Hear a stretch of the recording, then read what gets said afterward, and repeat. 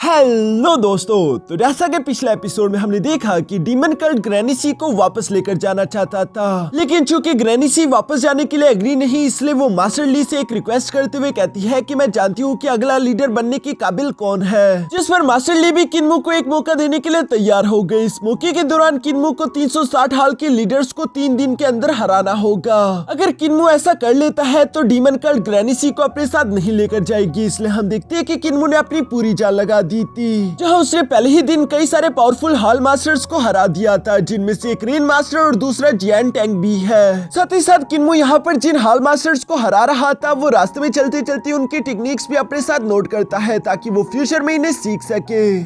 अब आगे तो नेक्स्ट एपिसोड की शुरुआत यहाँ बिल्कुल उसी सीन से शुरू होती है जहाँ किन्मो ने जियांटेन को हरा दिया था। जियांटेन को वहाँ पर हारते हुए देखकर बाकी के सब लोग उससे सवाल करते हुए कहते हैं कि सोर्ड मास्टर, आखिर तुम उस बच्चे से कैसे हार गए, क्योंकि उस बच्चे को तो सोर्ड टेक्निक अच्छे से आती भी नहीं। जिस पर जियांटेन भी अपना सर पकड़कर जवाब देते हुए कहता है कि ये बात तो मुझे खुद भी मालूम नहीं, उसने सिर्फ एक ही टेक्निक का इस्तेमाल करते हुए मुझे हरा दिया। इससे पहले कि मैं कुछ भी समझ पाता तब तक काफी ज्यादा देर हो चुकी थी। ये सुनकर वहाँ पर मौजूद कुछ लोग आपस में बातें करने लगे कि आखिर ये लड़का ऐसा कैसे कर सकता है, क्योंकि एक तरफ एक ऐसा मास्टर है जिसने कई सौ साल तक लगातार सोर्ड टेक्निक्स के बारे में प्रैक्टिस करी, और दूसरी तरफ ये खुद जिसने सिर्फ एक ही टेक्निक कुछ ही घंटों में सीखकर हमारे सोर्ड मास्टर को हरा दिया। हमें लगता है कि जरूर ये लड़का किसी न किसी तरीके से चीटिंग कर रहा है, लेकिन ऊपर मुझे डीमन कल्ट के लीडर और उनके दोस्त को तो मालूम था कि किन्मो किसी तरह से भी चीटिंग नहीं कर रहा। इसलिए वो मास्टर ली से कहते हैं कि लगता है कि हमें अपना नेक्स्ट लीडर मिल गया। जिस पर मास्टर ली जवाब देते हुए कहता है कि इतनी जल्दबाजी की कोई जरूरत नहीं, अभी तो खेल काफी लंबा बाकी है। किन्मो इस टेस्ट को पास भी कर पाएगा या नहीं ये पूरी तरीके से अभी तक डिसाइड नहीं हुआ, और बिल्कुल ऐसे ही होता है। यहाँ पर पहला दिन गुजर चुका था। किन्मो जितना तेजी से हो सके बारी बारी हर एक हॉल के अंदर जाते उनके कल्टिवेटर्स को हरा रहा था, लेकिन नेक्स्ट सुबह होने के बाद अभी तक किन्मो सिर्फ एक ही बिल्डिंग को पूरी तरीके से फिनिश कर पाया, और वो खुद पिछले एक दिन से लगातार फाइट करते करते काफी ज्यादा थक भी चुका है। यहाँ पर किन्मो लंबी लंबी सांसें लेते हुए कह रहा था कि एक दिन गुजर चुका है, बल्कि एक दिन से ज्यादा समय हो गया, और अभी तक मैं सिर्फ एक ही बिल्डिंग को खाली कर पाया हूँ। अभी तक पूरे के पूरे 2 बिल्डिंग्स बाकी है, यानी कि मैं समय से पीछे चल रहा हूँ। मुझे अपनी रफ्तार और ज्यादा बढ़ानी होगी। जो कहती है किन्मो सेकंड बिल्डिंग के फर्स्ट हॉल में इंटर हो जाता है। इसे डांसिंग हॉल के नाम से जाना जाता था। किन्मो आगे की तरफ चलता चलता देखता है कि वहाँ पर एक बहुत ही खूबसूरत लड़की मौजूद थी, जिसकी खूबसूरती देखकर तो किन्मो भी ब्लश करने लगा, और वो उस लड़की से कहता है कि सिस्टर मुझे माफ कर देना, लेकिन मुझे डांसिंग नहीं आती। इस पर वो लड़की किन्मो से कहती है फिर तो तुम्हें हार माननी होगी। जो सुनकर किन्मो कहता है कि नहीं, कभी नहीं, मैं किसी भी हाल में हार नहीं मान सकता। चलो फिर शुरू करते हैं इस डांस कंपटीशन को। ये सुनकर तो वो लड़की किन्मो पर हंसने लगी। उसे खुद पर कुछ ज्यादा ही गरूर था। वो किन्मो को बताती है कि हमारा डांसिंग हाल बाकी के हालों की तरह नहीं है। डांसिंग टेक्निक में बॉडी की लचक और स्टेप्स काफी ज्यादा मायने रखते हैं। अगर तुम मुझे किसी तरीके से भी डांस करने से रोक सको तो मैं तुम्हें विनर डिक्लेयर कर दूंगी। जो सब कहते हैं वो लड़की सिरा जाते हुए पर्दों में गुम हो जाती है, जिसके बाद उस लड़की ने डांस करना शुरू कर दिया। किन्मो सिर्फ उस लड़की के शेडोज को ही देख पा रहा था, और वो जब कपड़ा हटाता तो वहाँ पर से वो लड़की जा चुकी होती। यहाँ उस लड़की के डांस मूव तो कमाल के थे। किन्मो से देखते हुए अपने मन में कह रहा था कि इसकी बॉडी की लचक तो किसी स्नेक की तरह है, और साथ ही साथ वो लड़की किन्मो के आसपास इतनी ज्यादा तेजी से मूव कर रही थी कि किन्मो का सर चकराने लगा था। लेकिन यहाँ किन्मो उसके साथ ज्यादा समय भी जाया नहीं कर सकता। उसे जल्द से जल्द इस लड़की को हराना होगा। इसलिए हम देखते हैं कि किन्मो के दिमाग में एक जबरदस्त सा आइडिया आ गया। वो सामने मौजूद मेकअप की पाउडर को उठाते हुए फौरन से जमीन पर दे मारता है, जिसकी वजह से चारों तरफ धुआं धुआं हो गया। साथ ही साथ जमीन पर पड़े हुए उस पाउडर की वजह से अब किन्मो उस लड़की के फुट स्टेप्स को देख पा रहा है। इसलिए मजबूरन उस लड़की को भी अपनी चाल बदलनी पड़ी। वो किन्मो से कहती है कि तुमने मेरा सबसे कीमती मेकअप जाया कर दिया, और इसके लिए मुझे लगता है कि मुझे तुम्हें पनिशमेंट तो देनी ही चाहिए। जो सब कहते हैं वो लड़की अपने रियल स्नेक फॉर्म में आ चुकी थी। यहाँ पर किन्मो अपने आसपास इतने बड़े स्नेक को देखकर घबराकर फौरन से चुप जाता है। साथ ही साथ हम देखते हैं कि किन्मो ने उसी लड़की के फुट स्टेप्स को फॉलो करना शुरू कर दिया। इस बार किन्मो ही उन पर्दों के पीछे ऐसे गायब हो जाता है कि उस लड़की को समझ नहीं आ रहा था कि इस वक्त किन्मो कहाँ पर है। और यहाँ इसी चीज का फायदा उठाते हुए किन्मो ने अचानक अपने मल्टीपल गोल्डन पाम टेक्निक का इस्तेमाल करते हुए उस लड़की पर हमला कर दिया। जो अटैक इतना सारा खतरनाक था कि वो लड़की से टकराते हुए फौरन से बेहोश होकर नीचे गिरने लगी। यहाँ किन्मो ने बेशक उस लड़की को हरा दिया था, लेकिन वो उसे चोट नहीं पहुंचाना चाहता। इसलिए हम देखते हैं कि वो तेजी के साथ मूव करते फौरन उसे पकड़ लेता है ताकि उसे नीचे गिरते हुए कोई चोट ना लगे। ये देखकर तो वो लड़की भी किन्मो से इम्प्रेस हो जाती है और वो मुस्कुराते हुए किन्मो से कहती है कि तुम्हारे डांसिंग स्टेप तो मुझसे भी ज्यादा स्ट्रेंज थे और इसी वजह से मैं तुमसे हार गई। जिस पर किन्मो ब्लश करते हुए बताता है कि ये तो बस सिर्फ इत्तेफाक की बात थी। दूसरी तरफ हम देखते हैं कि वो लड़की सेडक्टिव वे में अपने होंठों पर हाथ फेरते हुए अपनी लिपस्टिक को यहाँ किन्मो के माथे पर लगा देती है जैसे कि वो किन्मो को किस कर रही हो। साथ ही साथ वो किन्मो को बताती है कि अगर यंग मास्टर को फ्यूचर में कोई भी मुश्किल आई वो कभी भी डांसिंग हॉल आ सकता है। डांसिंग हॉल की फुल सिंग यू हमेशा उसकी मदद करेगी। जो सुनकर तो किन्मो भी खुश हो गया। अब इसके बाद सेकंड हॉल की बारी थी जहाँ पर हम देखते हैं कि किन्मो को एक शेफ के साथ फाइट करनी पड़ रही थी और यहाँ पर ये दोनों ही नाइफ्स काफी तेजी के साथ चला रहे थे।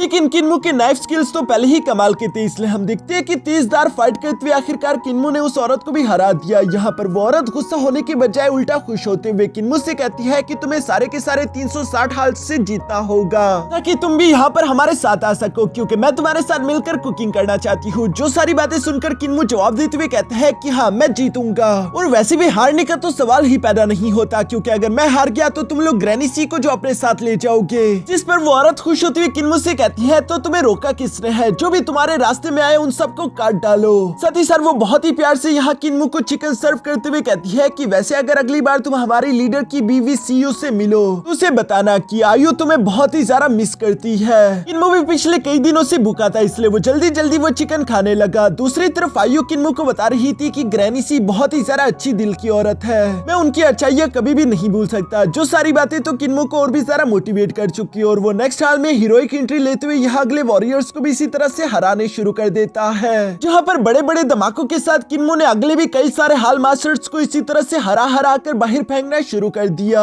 किन्मो ने अब तक कई सारे हाल मास्टर्स को हरा दिया था और अब दूसरा दिन भी इसी तरह से गुजर जाता है। अब सिर्फ किन्मो के लिए आखिरी दिन बचा था। फुजिंग यू यहाँ पर ये सब होता हुआ देखकर कहती है कि किन्मो की रफ्तार धीरे धीरे करके तेज हो रही है। वो पहले से भी ज्यादा तेजी के साथ हर एक हाल मास्टर को हराते हुए आगे की तरफ बढ़ता जा रहा है। उसके स्किल्स वाकई में कमाल के हैं। यहाँ ऊपर की तरफ मौजूद सेक लीडर मास्टर ली और उनका बुढ़ाऊ दोस्त भी किन्मो के बारे में ही बात कर रहे थे, जहाँ वो लोग किन्मो के बारे में बात करते हुए कहते हैं कि इस लड़के की यही खासियत है कि ये हर किसी को हराने के लिए उसी तरह की कोई ना कोई टेक्निक खुद ब खुद सीख लेता है। इसके रॉ पोटेंशियल को बिल्कुल भी अंडर एस्टिमेट नहीं किया जा सकता। जिस पर सेक लीडर जवाब देते हुए कहता है कि हाँ तुमने बिल्कुल सही कहा, मैं भी ये सब नोटिस कर रहा हूँ। ग्रैनी सी भी दूर से किन्मो की ये फाइट्स होता हुआ देख रही थी। यहाँ पर इस आखिरी फाइट के दौरान किन्मो के मुंह से खून निकलने लगा था और पिछले 3 दिन से बिना आराम करे लगातार फाइट करने की वजह से किन्मो काफी ज्यादा थक भी चुका है। लेकिन फिर भी किन्मो को इस बात की परवाह नहीं, उसे परवाह थी तो सिर्फ इस बात की कि अब उसके पास सिर्फ 10 मिनट बचे हैं। लेकिन अभी भी 6 हाल मास्टर्स बाकी थे। इवन के जियांटंग भी यहाँ पर ये सब होता हुआ देखकर कहता है कि ये लड़का बेशक काफी ज्यादा टैलेंटेड है, लेकिन इसके पास वक्त की कमी है, ये समय पर रहते हुए इस टेस्ट को कंप्लीट नहीं कर पाएगा।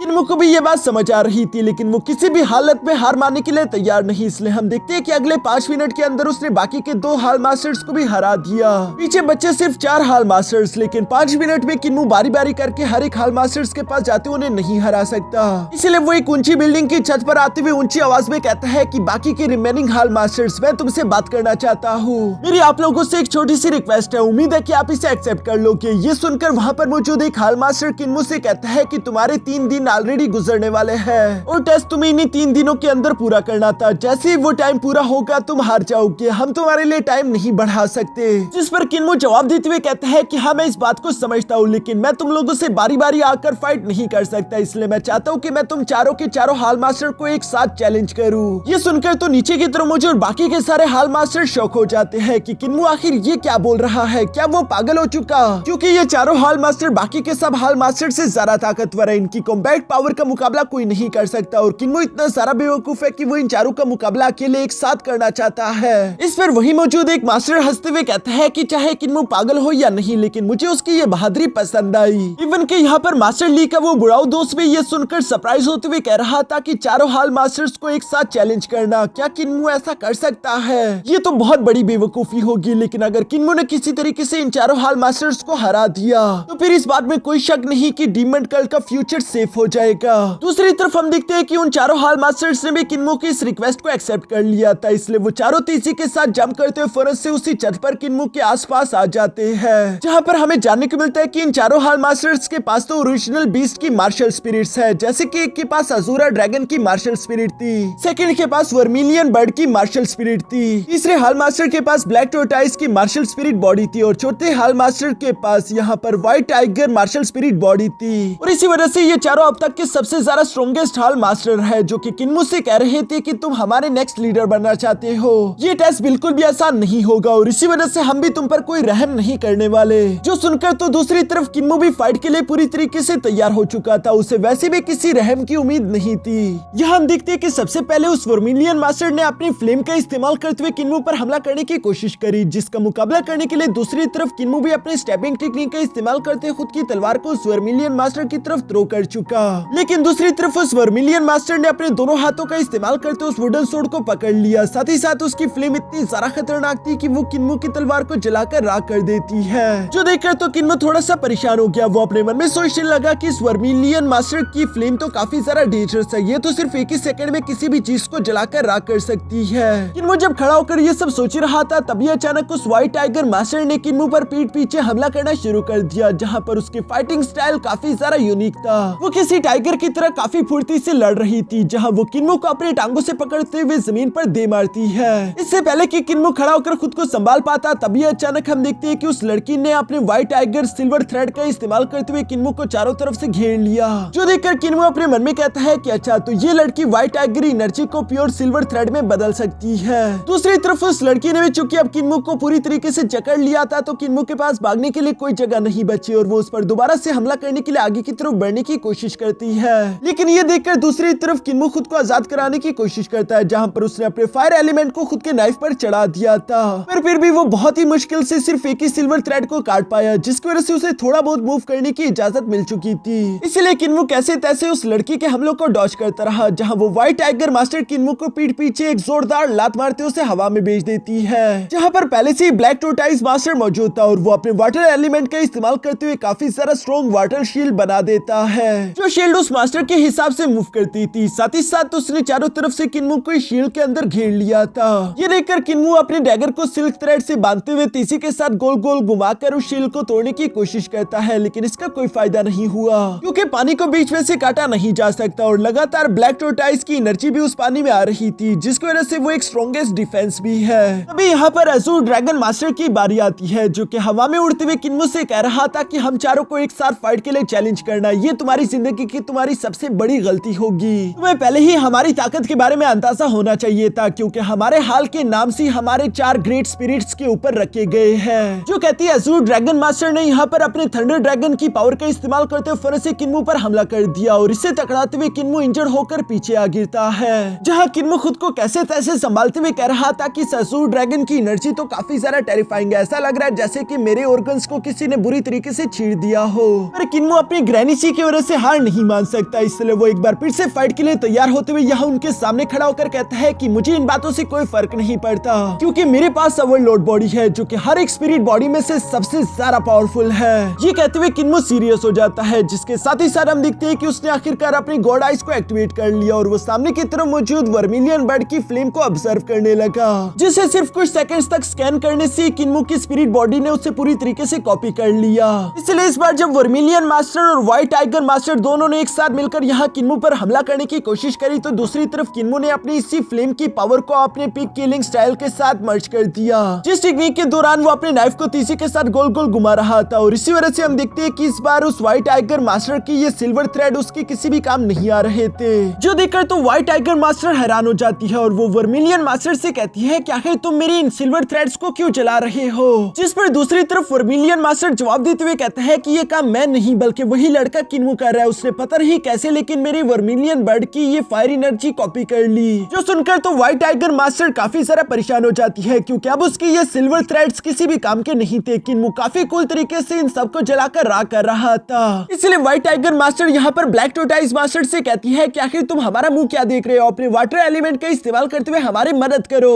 जो सुनकर ब्लैक टोरटाइज मास्टर भी यहाँ पर अपने वाटर एलिमेंट की पावर का इस्तेमाल करते हुए किन्मू पर हमला करने की कोशिश करने लगा, लेकिन तभी अचानक किन्मू ने अपनी गॉड आइज का इस्तेमाल करते हुए उसके वाटर एलिमेंट को भी पूरी तरीके से ऑब्जर्व कर लिया, जिस वजह से किन्मू उसके ब्लैक टोरटाइज वाटर एलिमेंटल एनर्जी को भी कॉपी कर लेता है। और यहाँ किन्मू ने उसी ब्लैक टोरटाइज वाटर एलिमेंट की पावर का इस्तेमाल करते हुए एक स्पीयर बना लिया था, जिसको लेकर वो तीसी के साथ ब्लैक टोरटाइज मास्टर की तरफ बढ़ने लगा। जो देखकर तो वर्मिलियन मास्टर और ब्लैक टोरटाइज मास्टर भी सरप्राइज हो गए थे। वो हैरान होते हुए कह रहे थे कि पता पता नहीं कैसे, लेकिन इस लड़के ने मेरे भी ब्लैक टोटाइज वाटर एलिमेंट को कॉपी कर लिया। लगता है कि अज़ूर ड्रैगन मास्टर अब तुम्हें ही कुछ करना होगा। जो सुनकर अज़ूर ड्रैगन मास्टर फौरन से हवा में जंप करते हुए अपने थंडर ड्रैगन का दोबारा से इस्तेमाल करते हुए किन्मो पर हमला करने की कोशिश करने लगा, लेकिन किन्मो ने यहाँ पर अपनी गॉड आइज का इस्तेमाल करते हुए उसके भी थंडर अज़ूर ड्रैगन की पावर को कॉपी कर लिया। जिस अज़ूर थंडर ड्रैगन एनर्जी का इस्तेमाल करते हुए किन्मो यहाँ पर 9 dragon wind controlling thunder technique का इस्तेमाल करता है। इस टेक्निक के दौरान किन्मो ने 9 अज़ूर थंडर ड्रैगन्स बना लिए थे, जो कि तेजी के साथ आगे की तरफ बढ़ते उस अज़ूर ड्रैगन पर हमला करते उसे पकड़ लेते हैं। ये देखकर तो ड्रैगन अज़ूर मास्टर भी सरप्राइज हो गए, क्योंकि आज से पहले उसने ऐसा कभी भी कुछ नहीं देखा था। किन्मो यहाँ पर अलग अलग एलिमेंट्स का इस्तेमाल करते हुए इन चारों हाल मास्टर्स को हरा रहा था। इसीलिए अज़ूर ड्रैगन मास्टर यहाँ पर मजबूर हो गए थे किन्मो से सवाल करने के लिए कि आखिर ये तुम्हारे पास किस तरह की स्पिरिट बॉडी है, जिस पर किन्मो काफी एटीट्यूड के साथ जवाब देते हुए कहता है कि मेरे पास डोमिनेंट ओवरलॉर्ड बॉडी है, जो कि इस तरह की सिर्फ एक और इकलौती मेरे पास है। यहाँ किन्मो का ये जवाब सुनकर वो चारों हाल मास्टर एक साथ मिलते हुए आगे बढ़कर किन्मो पर हमला करने की कोशिश करते हैं, जहाँ पर हम देखते हैं कि किन्मो अलग अलग एलिमेंट्स का इस्तेमाल करते हुए उनके साथ फाइट कर रहा था। ये फाइट काफी तेज और जबरदस्त थी। सब लोग इस सस्पेंस के साथ इस फाइट को देख रहे थे।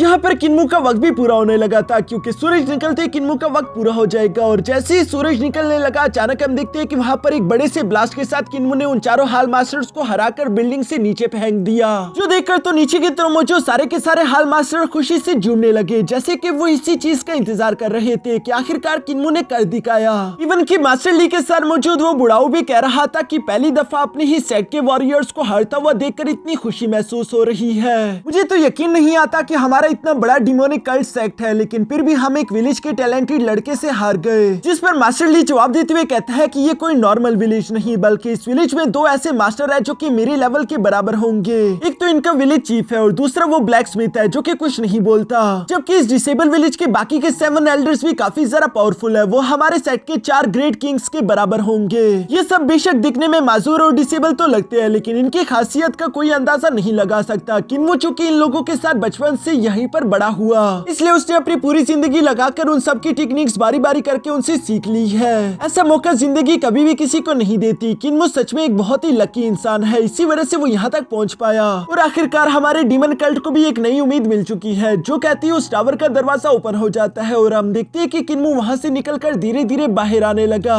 जहाँ सबके सब हाल मास्टर्स की आंखों में किन्मो के लिए इज्जत दिखाई दे रही थी और वो सब लोग खामोशी से किन्मो को देख रहे थे। किन्मो इस वक्त काफी ज्यादा थका हुआ था, क्योंकि वो पिछले 3 दिन 3 रातों से लगातार फाइट्स लड़ रहा है। साथ ही साथ उसकी कंडीशन भी थोड़ी सी खराब थी। वो कैसे तैसे अब तक हिम्मत जुटाकर खड़ा रहा था, लेकिन जब वो यहाँ ग्रैनी सी के सामने आया तो वो कहता है कि ग्रैनी सी, अब आपको यहाँ से कहीं भी जाने की कोई जरूरत नहीं। और ये कहती है कि किन्मो कमजोरी की हालत में नीचे की तरफ गिरने लगा। सामने की तरफ मौजूद इमोशनल ग्रैनी सी फौरन से किन्मो को पकड़ लेती है। उसे किन्मो पर काफी प्यार आ रहा था। दूसरी तरफ यहाँ डीमन कल्ट के लीडर मास्टर ली ने भी उसे एक्सेप्ट कर लिया है। इसके बाद नेक्स्ट सीन में हम देखते हैं जहाँ किन्मो थोड़ा सा आराम करने के बाद अब ठीक हो चुका था, और इसी वजह से हम देखते हैं कि मास्टर ली उससे इस डीमन कल्ट का न्यू लीडर बनाने के लिए तैयार थे, जिसके लिए ये लोग किन्मो को उस बिल्डिंग के ऊपर ले आए। यहाँ पर सब लोग किन्मो को हेवनली सेंट मास्टर कहकर पुकार रहे थे और वो उसे अपने सामने मौजूद उस थ्रोन पर बैठने के लिए बोलते हैं। किन्मो को तो ये सुनकर एम्बैरेसमेंट हो रही थी कि सारे के सारे एंसेस्टर और सीनियर्स खड़े हैं, तो मतलब मैं इनके सामने बैठ कैसे सकता हूँ। लेकिन जब ग्रैनी सी ने किन्मो को बताया कि ये थ्रोन स्पेशली सेक्ट लीडर के लिए बनाया गया है और एक होली सेंट को इसी पर बैठना चाहिए, तो किन्मो को मजबूरन जाकर वहीं पर बैठना पड़ा। यहाँ पर मास्टर ली किन्मो को बताता है कि आज और अभी से तुम हमारे यंगेस्ट सेक्ट लीडर हो। किन्मो को तो समझ नहीं आ रहा था कि आखिर वो क्या करे। वो काफी जरा कंफ्यूज दिखाई दे रहा था। मास्टर ली सब लोगों को बताते हैं कि आज से किन्मो की हर एक शब्द हमारे लिए किसी ऑर्डर की तरह होगा। इवन कि हम देखते हैं कि ग्रैनी सी भी यहाँ पर किन्मो को रिस्पेक्ट पेश कर रही थी, जिस पर किन्मो खड़ा होने लगा, लेकिन ग्रैनी सी उसे इशारा करते हुए कहती है कि नहीं ऐसा मत करो। दूसरी तरफ मास्टर ली ने किन्मो को बताना शुरू कर दिया था कि इस डीमन कल्ट के 4 ग्रेट किंग्स हैं, जो कि आपके लेफ्ट एंड राइट पर रहते हुए आपको हमेशा प्रोटेक्ट करेंगे। यहाँ पर टोटल 8 ग्रेट इंस्पेक्टर्स हैं, जो कि इंसाफ का साथ देते हैं। साथ ही साथ 12 एल्डर्स प्रोटेक्टिंग और टीचिंग का काम करते हैं, जो कि आपसे आपका हर एक हुक्म मानेंगे। यहाँ पर हम देखते हैं कि वो सबके सब किन्मो को रिस्पेक्ट पेश करने लगे। साथ ही साथ मास्टर ली बताता है कि पहले ही तुम बाकी के 360 हाल मास्टर से तो मिल चुके होंगे। ये सुनकर वो सारे के सारे हाल मास्टर्स भी किन्मो को रिस्पेक्ट पेश करते उसे सेक्ट लीडर कहकर पुकारने लगे, जो सब देखकर किन्मो सब लोगों को खड़ा होने के लिए बोलता है, क्योंकि वो किसी को भी यूं अपने सामने झुकता हुआ देखकर अच्छा नहीं फील कर रहा। सबसे आखिर में यहाँ किन्मो के सामने मास्टर ली झुककर उसे ग्रीट करते हैं, जिस पर हम देखते हैं कि किन्मो भी उन्हें रिस्पेक्ट पेश करने के लिए उनके सामने बिल्कुल ऐसा ही करता है। जिसके बाद किन्मो विंडो के पास आकर अपने बाकी के हाल मास्टर्स की तरफ भी देख रहा था। यहाँ न्यू सेक्ट लीडर बनने के बाद अब किन्मो अगला क्या कदम उठाएगा ये हमें नहीं मालूम। और यहाँ इसी सीन के साथ हमारा ये एपिसोड यहीं पर खत्म हो जाता है।